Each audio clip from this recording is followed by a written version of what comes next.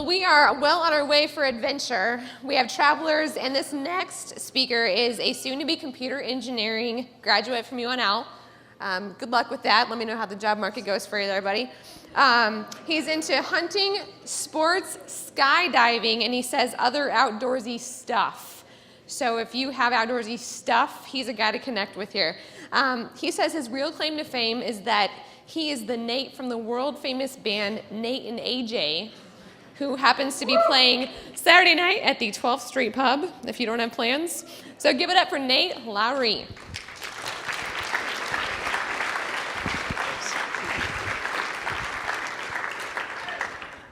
Thanks for the shameless plug. It's much better when other people do it. Like she said, I'm Nate Lowry. I'm here to talk to you about skydiving.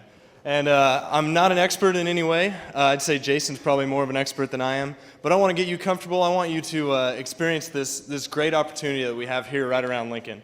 So the first thing you need to do is plan. Obviously, you don't want to go just jump out of an airplane. I might, but most people wouldn't.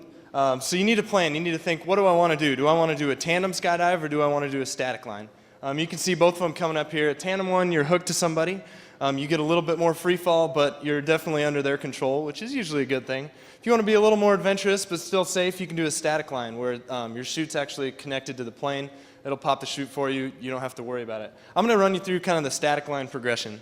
And the first thing you need to do is you need to get there. And the two skydiving places we have are in Weeping Water and Crete. It's only about a 20-25 minute drive. And when I say skydiving over Lincoln, it's because you can see Lincoln when you're up in the plane. You can see Lincoln, Omaha, all the way into Iowa.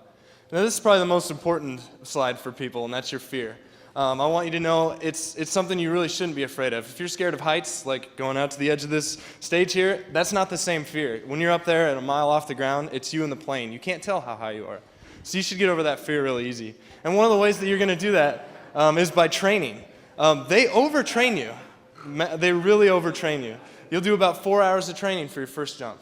That's crazy. You never do that for anything. And it's all safety. It's all, what happens if this goes wrong? And, this will never happen, but what if it did? And then you're going to gear up. Now, this gear is student gear, so it's very safe and not very flexible, not very comfortable, especially around the legs.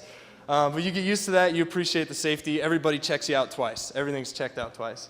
So the next thing you're going to do is get in. You'll see this plane is not very big. You get 4 people and a pilot. It's about like a coach seat on any airplane you'd fly commercially. It's not a lot of room. But a good thing is once you get in, your heart's racing, you're really excited. Well, you still got a little time. You've got to get up off the runway. You're going on a grass runway. You got a cornfield on the left, a bean field on the right. You're hoping you don't hit that cow at the end of the runway because that might end up kind of ugly, but stakes for everybody, right? So you're coming up, and this is when you really get nervous. The instructor says door. You open that door. Who's stuck their head out on the interstate? 80 miles an hour wind. That's what you're seeing. There's stuff rushing around. You can't hear. You're just trying to see, instructor, what do I do? He'll get you calmed down. He'll say, get out. And that's where it gets interesting. You kind of get your nerves down. You don't just jump out. You're just kind of holding there. You're feeling the wind. You're feeling, how am I going to react to this? And you'll see this little strut here. And the next thing he'll say is, get all the way out. And that's the fun part. You're going out. As soon as your feet leave that support, you remember it. Well, what if my hands slip? What if I'm sweating? I'm nervous. You're not going to be sweating with an 80-mile-an-hour wind, and you're going to be too nervous to let go. So don't worry about that. So now that you're up there, you're going to look up, and this is where you're going to see a big red dot. Notice it's not a stop sign. This actually means go. They want it to be red because they want you to look up, arch your back. That way you're going to fall the correct way. You don't want to be Arnold Schwarzenegger tumbling after your parachute or anything like that. You want to be in a controlled motion coming down. And when you let go, the worst thing is, you won't remember it the first time. I guarantee it. It's such a rush. It's not like a roller coaster. It's not dropping down. It's more like you're falling down because you're almost standing and then you get down to your stomach and the wind's pushing against you the whole time and you eventually get to this position and you're falling for a little bit. Even with the static line, you get about 6 seconds of fall time and it's quite a rush. I have to force myself to remember because I always forget because it's such a rush.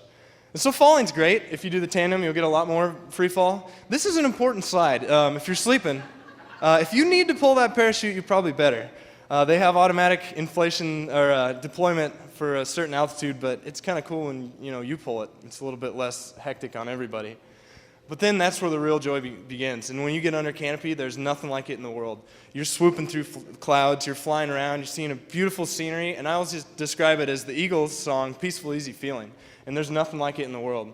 So it's the most relaxed you'll be. But don't fall asleep, because you need to land. It's just you. You've got your instructor on your radio. Listen to everything they say, because this is probably the only place you can get hurt. And if you don't pay attention, you might end up with a bruised leg or something.